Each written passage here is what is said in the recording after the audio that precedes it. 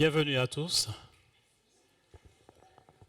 Que notre Dieu, vraiment, en ce jour, nous fortifie, nous aide aussi à rester accrochés. Il est important pour nous, vraiment, de rester accrochés, attachés à notre Seigneur de gloire. Dieu est vraiment merveilleux et nous savons que notre Seigneur Jésus-Christ, il nous a fait la promesse d'être avec nous jusqu'à la consommation des siècles, jusqu'à la fin. Même si, effectivement, nous traversons, on va dire, des moments compliqués avec tout ce que nous vivons dans ces derniers temps. Mais, vous savez, il y a une chose qui est formidable dans la foi et dans l'amour de Dieu, c'est que Dieu nous a sauvés, Dieu nous a donné la vie, mais la vie éternelle, mais aussi la vie en abondance. Et il ne faut pas que les circonstances de cette vie nous fassent oublier que Dieu nous a donné la vie, mais la vie en abondance. Ne nous laissons pas prendre en fait dans ce système, dans tout ce qui arrive dans ces temps de la fin, puisque notre joie ne dépend pas du temps et des circonstances. Notre joie dépend du salut que nous avons en Jésus-Christ. C'est pourquoi il est appelé la joie du salut. Et la Bible nous dit que la joie du Seigneur aussi est notre force. Donc, la joie qui est en nous, c'est aussi un fruit de l'esprit. C'est important, Galates 5, verset 22, qui dit « Oh, le fruit de l'esprit, c'est l'amour, la paix, la joie, donc et ainsi de suite. » Mais la joie fait partie du fruit de l'esprit.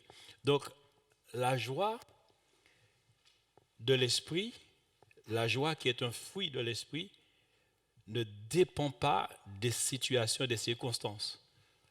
La joie, cette joie, elle est surnaturelle, elle est spirituelle. Ce qui fait que ce n'est pas lorsque la prime va tomber en fin d'année que je vais manifester la joie, ou encore parce que quelqu'un va m'emmener des cadeaux que je vais manifester la joie. La joie de l'esprit, même quand il y a des situations qui fâchent, même quand il y a des situations où souvent on ne comprend pas, la joie de l'esprit est là.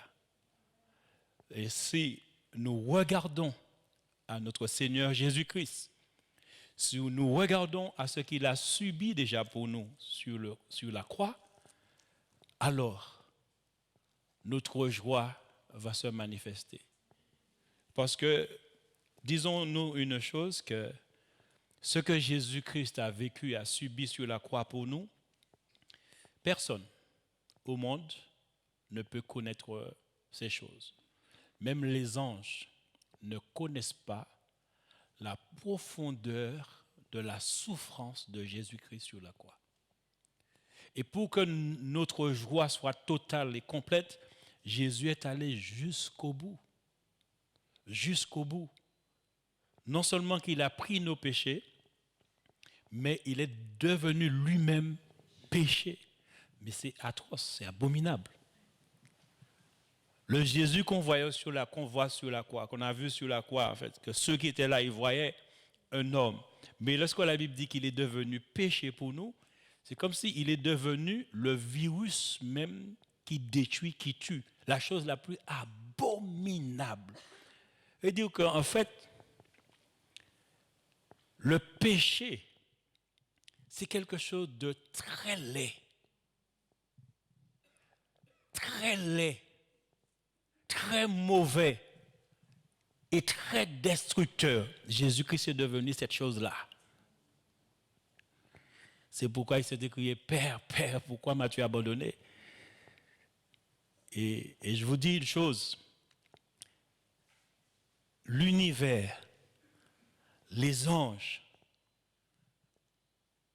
le diable, les démons, lorsque le Père a laissé Jésus, lorsque Jésus s'est écrié, Père, je remets mon esprit entre tes mains, les anges ont mis les mains sur la tête.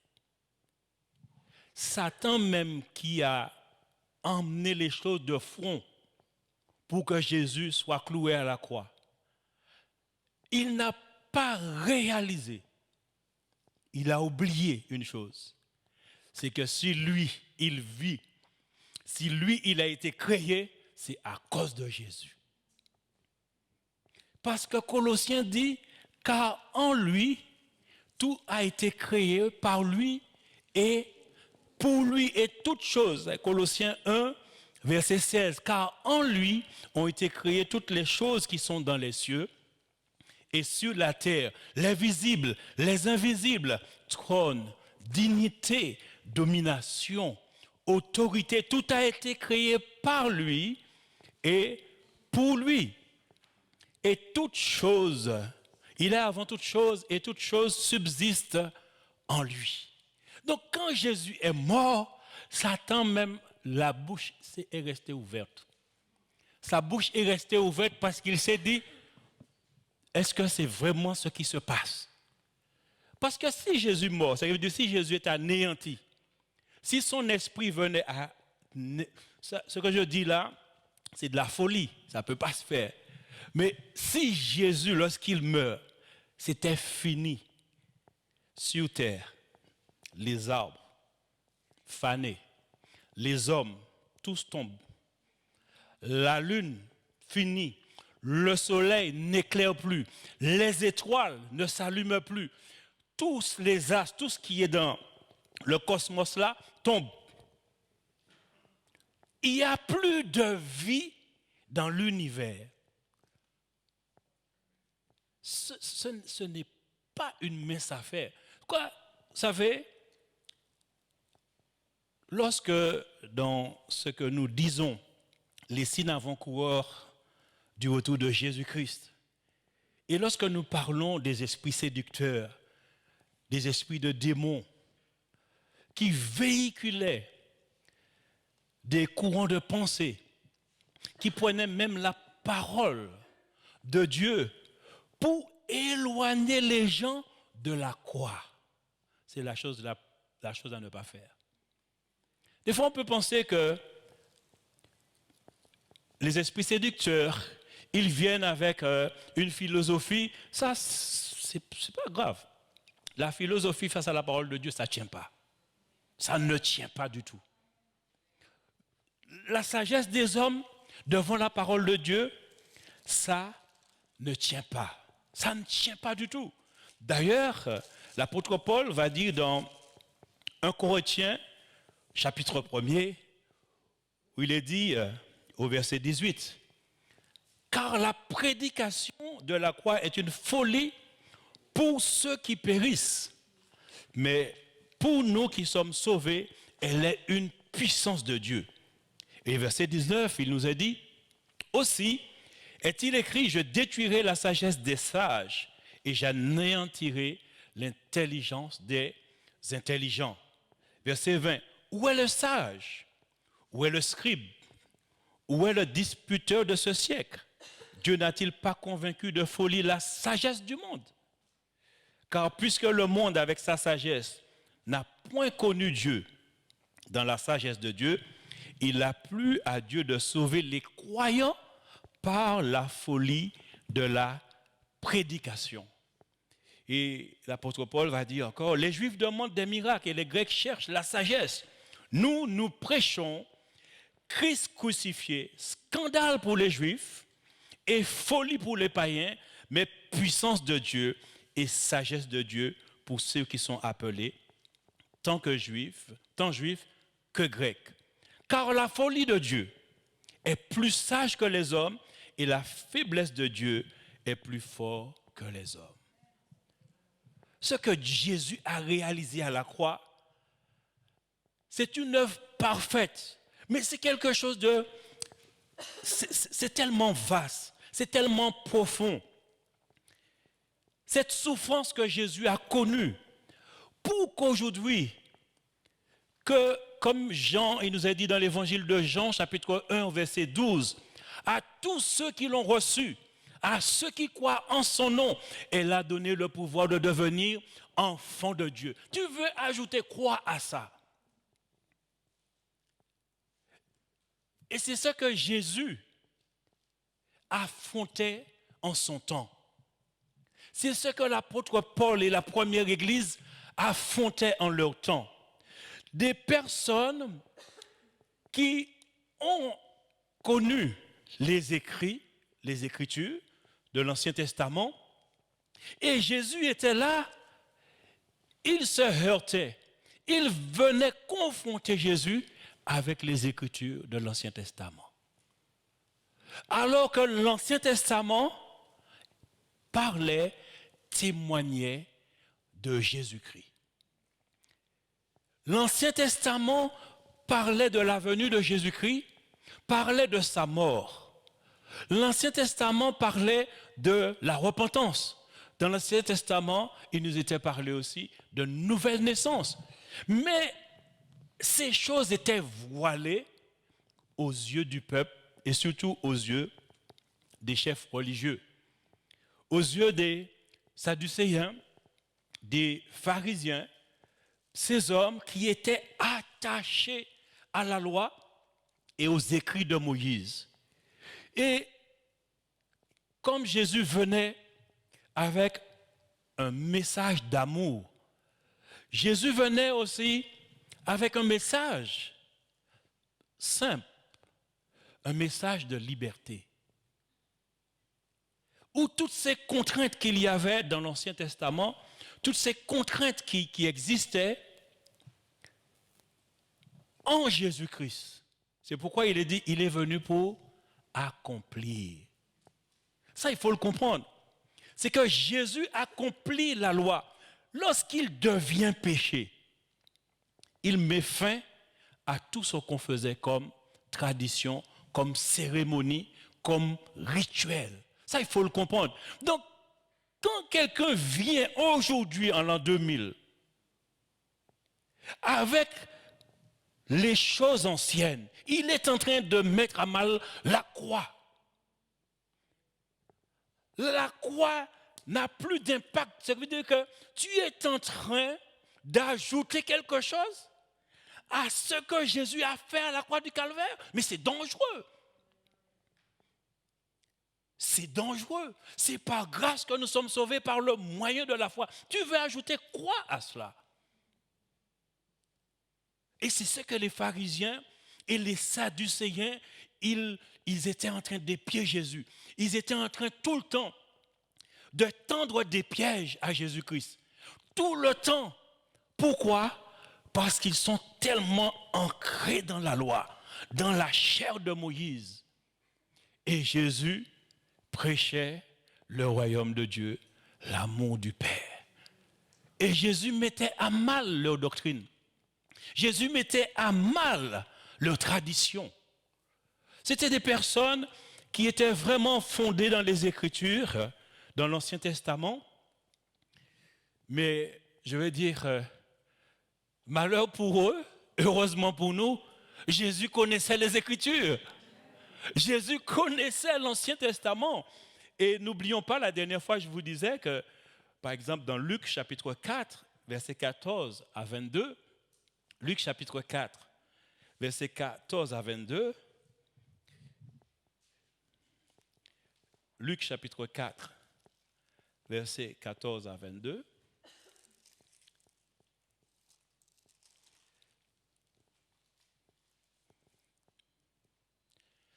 Jésus, revêtu de la puissance de l'Esprit, retourna en Galilée et sa renommée se répandit dans tout le pays d'alentour.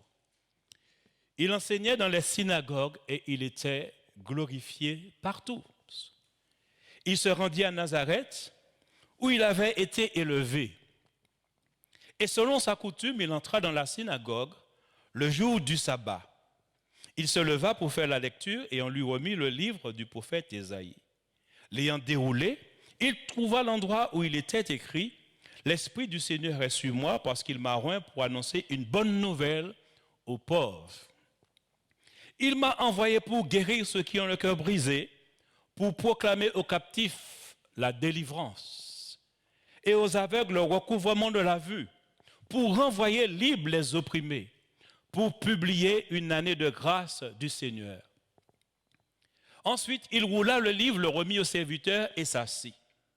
Tous ceux qui se trouvaient dans la synagogue avaient les regards fixés sur lui. Alors il commença à leur dire, « Aujourd'hui, cette parole de l'Écriture que vous venez d'entendre est accomplie. » Jésus-Christ, puisqu'il a été élevé à Nazareth, c'est pourquoi il est appelé Jésus-Christ de Nazareth, il avait l'habitude, en tant que jeune homme, parce qu'il aimait l'Église, il aimait et les choses de Dieu, en fait, il avait l'habitude, on dit, selon sa coutume, il lisait, on lui donnait à lire. Mais d'habitude, il lisait, il ne faisait pas de commentaires. Mais comme Jésus, à ce moment-là, il a été baptisé par Jean-Baptiste, le ciel s'est ouvert, le Saint-Esprit est descendu sur lui, et l'Esprit le conduit dans le désert, et il fait 40 jours de jeûne. Et quand il sort dans cette journée de jeûne, la Bible nous dit qu'il était revêtu de la puissance du Saint-Esprit. Et c'était là la différence. Le Jésus qui a été élevé, même s'il est né de l'Esprit, il n'avait pas de péché, mais pour entrer dans son ministère, le Saint-Esprit n'était pas encore venu sur lui. Mais quand l'Esprit de Dieu vient sur lui, il est revêtu de la puissance du Saint-Esprit. Et lorsqu'il va lire, le peuple s'est rendu compte qu'il y a une différence. Et tous avaient le regard braqué sur lui. C'est ce qui fait la différence. Le Saint-Esprit en nous. Le Saint-Esprit, la puissance du Saint-Esprit sur nous. Les yeux étaient braqués sur lui. Et là, Jésus dit, ce que vous venez d'entendre là, aujourd'hui, cette parole est accomplie. Pourquoi? Parce que le Saint-Esprit, effectivement, il était rempli et revêtu de la puissance du Saint-Esprit. Ce qui fait que, pareil avec les apôtres, pareil avec la première Église. Lorsque la première Église a commencé à prendre naissance, c'est à la Pentecôte, lorsque le Saint-Esprit est descendu sur les 120 qui étaient dans la chambre haute, et qu'après qu'ils sont sortis pour prêcher la parole, la Bible dit 3000 âmes s'est donné au Seigneur, a été converti. Ça a été le début, l'éclosion de l'Église. Mais le Saint-Esprit était sur les apôtres, au point qu'il est dit que lorsque le Saint-Esprit est descendu, il y a eu un bruit. Et au bruit qu'il y a eu, les gens sont accourus. Donc, on voit bien que lorsque le Saint-Esprit est à l'œuvre dans une église, dans une vie, il y a un bruit qui se fait, même si toi tu ne l'entends pas, mais ceux qui doivent l'entendre l'entendront et vont accourir, ils vont venir. C'est pourquoi nous, en tant qu'enfants de Dieu, le Seigneur nous a donné son Saint-Esprit et nous n'avons pas à prouver quoi que ce soit au monde. Si le Saint-Esprit est en nous, soyons seulement des témoins. C'est ce que Jésus a dit. C'est avant de partir. C'est ce qu'il a dit aux disciples dans Acte 1, verset 8. Attendez ce que je vous ai promis. Vous recevez une puissance. Le Saint-Esprit survenant sur vous et vous serez mes témoins en Jérusalem, dans toute la Judée, dans la Samarie et jusqu'aux extrémités de la terre. C'est le Saint-Esprit qui fait de nous des témoins véritables. Donc, le Saint-Esprit qui est venu sur les apôtres et la première Église est entrée en mouvement. Et à ce moment-là, des miracles se faisaient. Les personnes venaient au Seigneur, se donnaient. Et combien il est dit que 3000 âmes se sont données au Seigneur, se sont fait baptiser, ils ont tous reçu le Saint-Esprit aussi. Ils ont tous reçu le Saint-Esprit. Mais pareil qu'avec Jésus-Christ, la première église, les apôtres, Pierre, Jean, Jacques, les apôtres ont eux aussi été confrontés avec les Juifs, la tradition et aussi la loi de Moïse. Pareil avec Jésus-Christ. Pareil avec Jésus-Christ, il y avait vraiment une opposition farouche. Et des fois, nous pensons que des doctrines de démons, ça peut être quelqu'un qui parle peut-être de sorcellerie ou bien qui parle... Ces choses-là, mais ça ne tient pas devant la vérité. Ça ne tient pas devant la doctrine de notre Dieu, de notre Père, de notre Seigneur Jésus-Christ. Ça ne tient pas ces choses-là. Ce qui est dangereux, c'est lorsque nous prenons la parole de Dieu et ce que nous disons, ce que nous annonçons, nous ajoutons quelque chose à ce que Jésus a fait et a accompli. C'est très dangereux.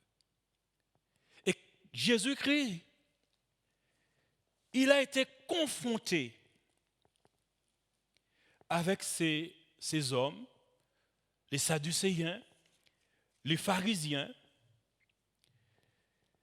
ces hommes qui étaient vraiment ancrés dans la loi, cherchaient toujours à piéger notre Seigneur Jésus-Christ, cherchaient toujours à trouver en lui une faille, parce que Jésus prêchait le royaume de Dieu, parce que Jésus prêchait l'amour du Père, prêchait le royaume des cieux, mais ça dérangeait les pharisiens, les sadducéens, les scribes, les docteurs de la loi, parce qu'ils étaient aveuglés. Ils étaient aveuglés. Pourtant, ce que Jésus annonçait, c'était écrit dans l'Ancien Testament, mais c'était caché à leurs yeux. C'est pourquoi l'apôtre Paul, il va dire dans 2 Corinthiens,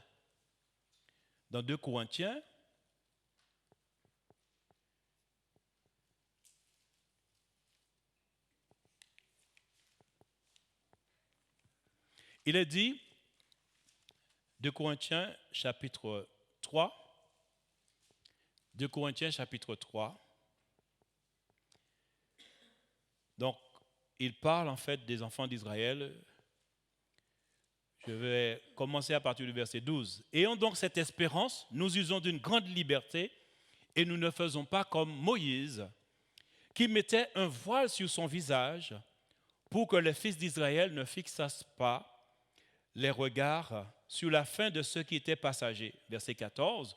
Mais ils sont devenus durs d'entendement, car jusqu'à ce jour, le même voile demeure quand ils font la lecture de l'Ancien Testament. Le même voile demeure quand ils font la lecture de l'Ancien Testament et ils ne se lèvent pas parce que c'est en Christ qu'il disparaît. Mais c'est fort. Lorsque nous comprenons ces choses, nous ne tombons pas dans des pièges. Quand quelqu'un vient nous dire, oui, tu as la foi, tu as accepté Jésus-Christ, mais il faut aussi faire telle ou telle chose. Les Juifs, eux, comme ils étaient attachés à la loi de Moïse, dans Galates, c'était la circoncision qui primait. Ailleurs, c'était le sabbat. Donc ils prenaient dans la loi chaque chose, il y a toujours quelque chose qu'ils veulent apporter. Tu apportes quelque chose avec ce que Jésus a subi à la croix. Les anges, Satan avait peur. Il disait, pourvu que ça ne soit pas vrai ce que je suis en train de voir. Parce que si Jésus disparaît, Satan n'existe plus. Jésus devient péché, il meurt à la croix. Mais si Jésus ne peut plus être ressuscité, si Jésus meurt, il n'y a plus de vie. Si Jésus meurt, puisque tout a été créé par lui, tout a été créé pour lui et toutes choses subsistent en lui. Donc, il est le principe même de la vie. Donc, si Jésus est le principe de la vie, quand tu as accepté Jésus-Christ, tu as reçu la vie. Mais la vie en abondance. Donc, tu vas faire quoi? Tu penses qu'en observant un jour, tu seras mieux? Tu es en train de dire, Jésus, tu n'as pas fait assez. Tu deviens justement un opposant de la croix. Et c'est dangereux. C'est dangereux. Quelqu'un qui parle de sorcellerie, mais quelqu'un qui prend des choses, qui dit, mais ça ne veut. Mais quand tu veux prendre quelque chose qui est dans les Écritures et l'opposer à la croix, tu es séduit. Tu es séduit. Et c'est dangereux. Et Jésus-Christ, qui connaît les Écritures, qui sait que les Écritures parlaient de lui. Et vous savez, c'était tellement terrible ce que les pharisiens et les sadducéens faisaient. Parce que, avant que Jésus-Christ arrive, ces hommes empoisonnaient le peuple avec la loi. Donc, pourquoi? Parce qu'ils ne comprenaient pas la loi. Ils n'ont jamais compris que la loi emmenait les personnes à Jésus-Christ. La loi, comme il est dit dans Galates, il dit que c'était un pédagogue. Un pédagogue, alors c'est le chapitre Galates 4, je crois.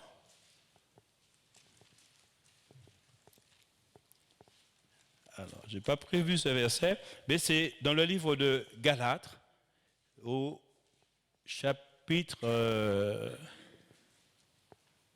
4 ou 3. Mais il est dit que, effectivement, du chapitre 3, chapitre 4, verset 25. Alors, verset 25. Alors, je lis à partir du verset 21. Galates chapitre 4, verset 21. Alors il dit, dites-moi, vous qui voulez être sous la loi, n'entendez-vous point la loi? Car il est écrit, Abraham eut 2 fils, un de la femme esclave et un de la femme libre. Mais celui de l'esclave naquit selon la chair, et celui de la femme libre naquit en vertu de la promesse. Ces choses sont allégoriques.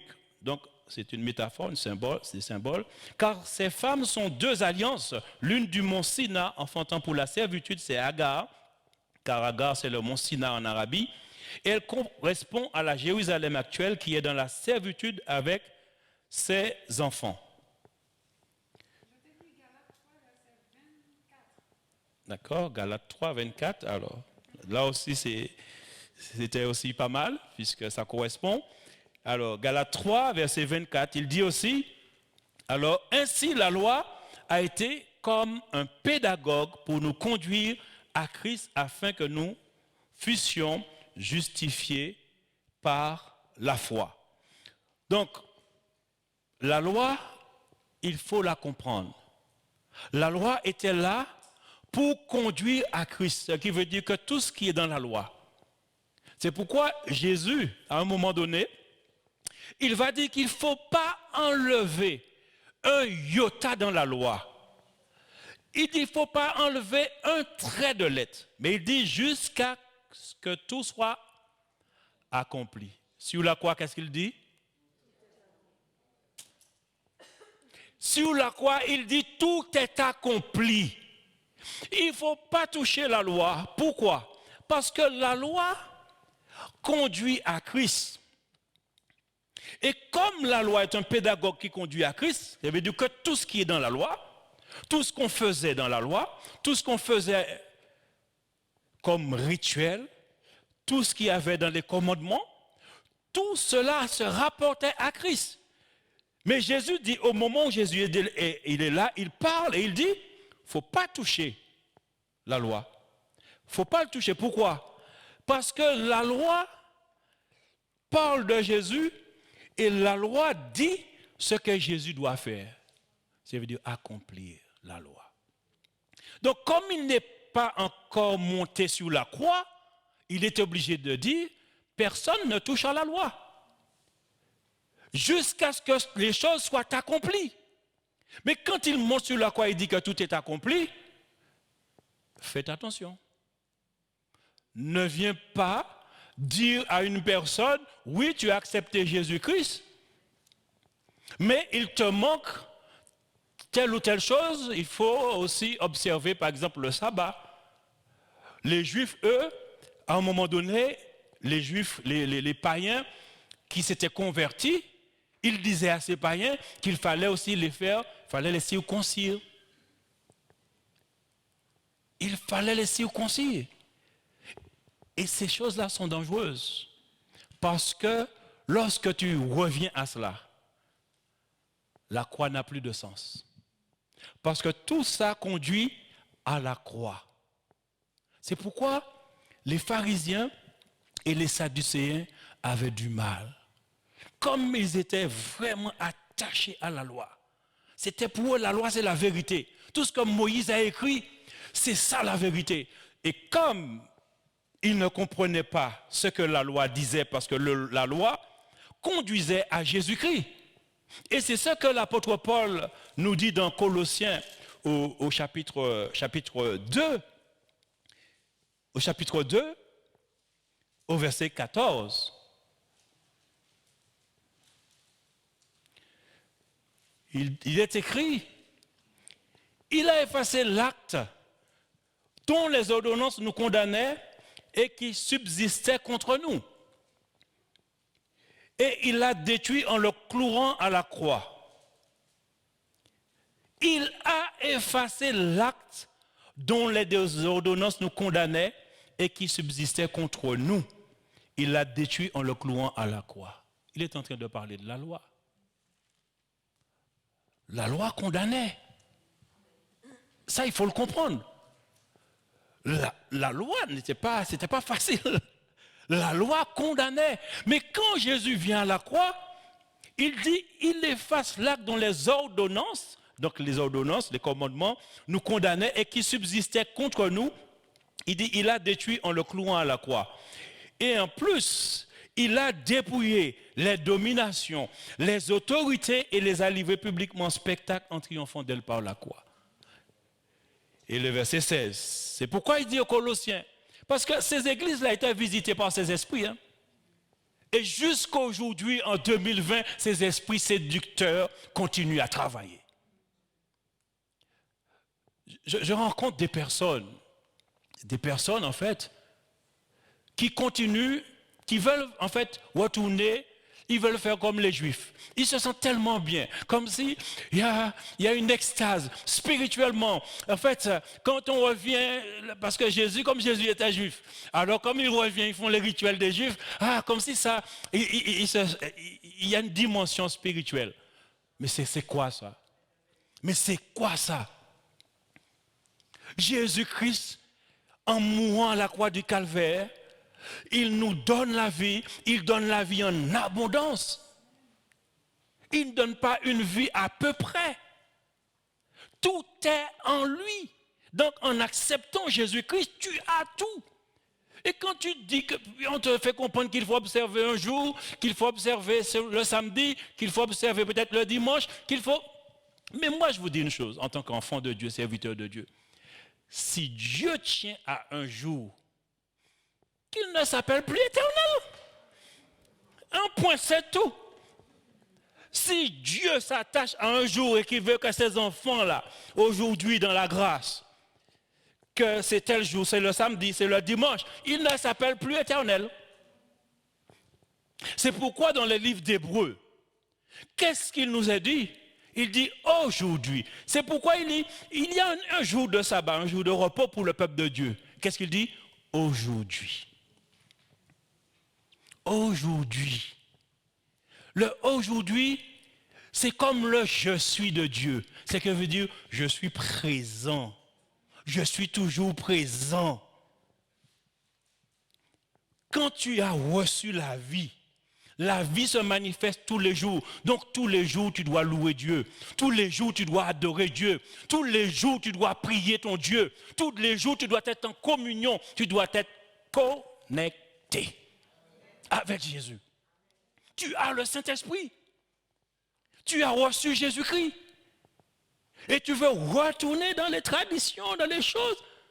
Et vous savez encore, quand Jésus était là, même ses disciples avaient du mal. On l'a vu la dernière fois. Les disciples d'Emmaüs dans Luc, chapitre 24, versets 13 à 45. Comme Jésus est mort et que Jésus est ressuscité, mais eux, c'est la mort de Jésus qui les tracassait. Et en chemin, Jésus vient les trouver et Jésus fait marche avec eux. Mais eux, la Bible dit, leurs yeux étaient empêchés de le voir, de le reconnaître plus ou moins, de le reconnaître. Et le verset 25 à 27, alors il raconte à Jésus, comment tu n'es pas au courant de ce qui s'est passé? Il y a un prophète, donc voyez-vous, le problème des apôtres et des disciples au temps de Jésus avec Jésus, c'est qu'ils voyaient en Jésus toujours un prophète. Et jamais un prophète mort n'est mort et ressuscité et demeuré présent jusqu'à ce jour. Un prophète reste un être humain, même si un jour il a été ressuscité, mais après il est mort. Lazare a été ressuscité, après il est mort. Mais Jésus, il est mort, il est ressuscité, il fut enlevé, il monta au ciel.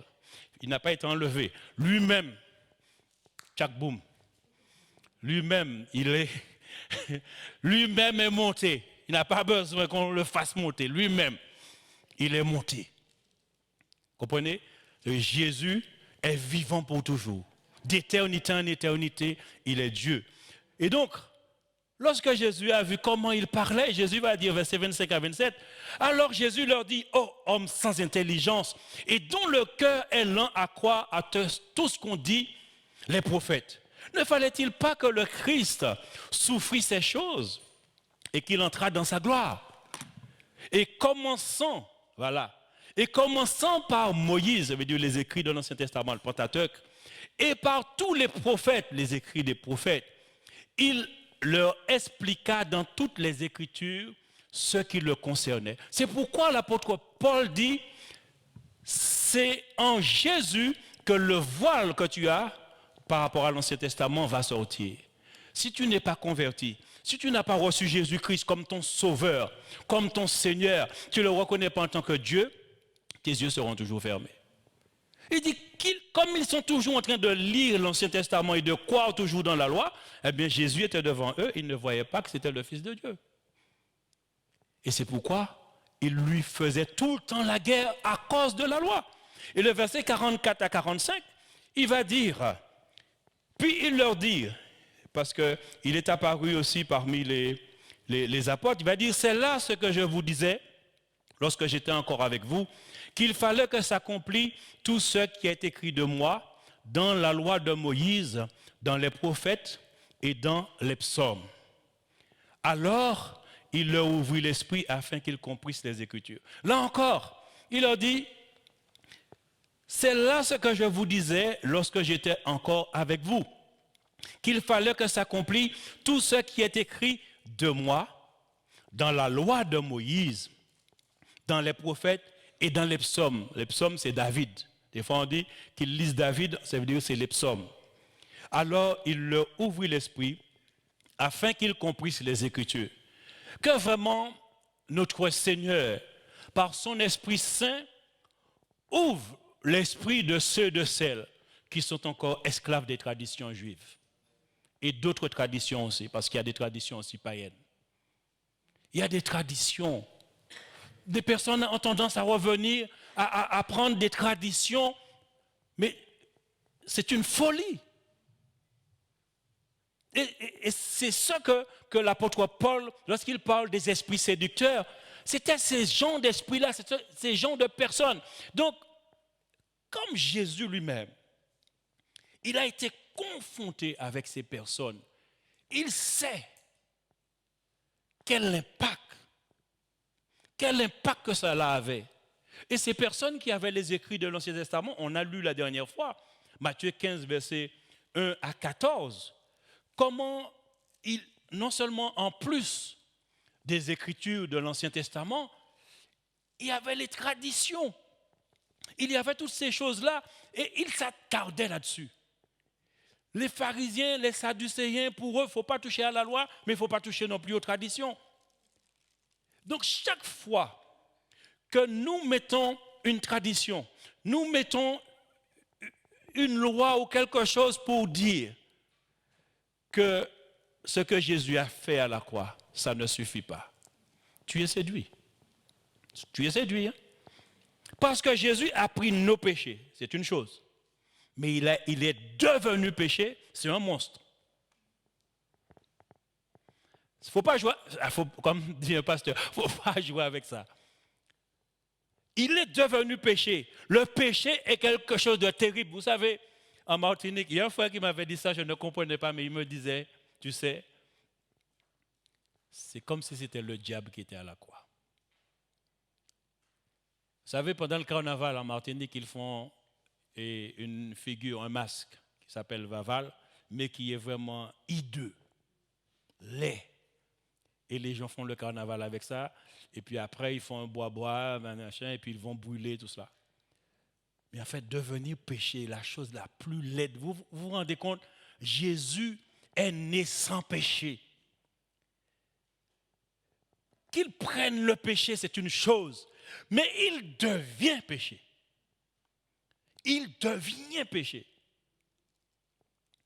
Mais c'est horrible. Les anges, tous les êtres qui ont été créés, là, les esprits, et lorsque il a été fait péché et qu'il est mort,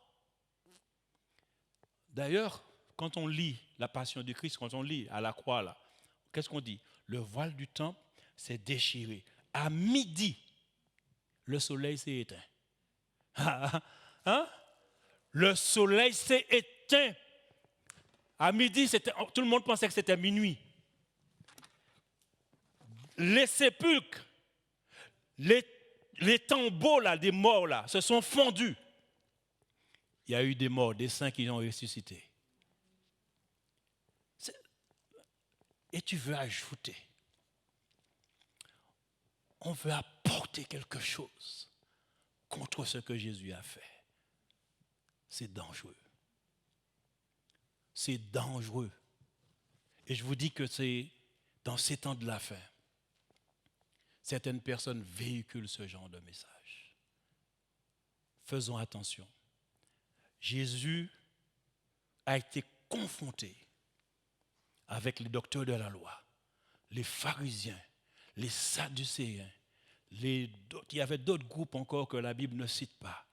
Ils faisaient la guerre à Jésus. Ils lui posaient des questions. Ils cherchaient toujours la petite bête. Ils cherchaient à le piéger. Mais il est allé jusqu'au bout parce qu'il connaissait la loi. Et il a accompli la loi pour que nous aujourd'hui, par sa mort et sa résurrection, nous reçussions la vie et que cette vie que nous avons reçue, cette vie abondante, puisse nous aider à louer Dieu, à adorer Dieu, à dire merci à notre Dieu en tout temps et ne pas écouter l'ennemi, ne pas écouter les esprits séducteurs qui veulent toujours nous faire comprendre qu'il nous manque quelque chose. Ce n'est pas vrai. Jésus a tout accompli. Que son nom soit béni. Amen. Gloire à Dieu.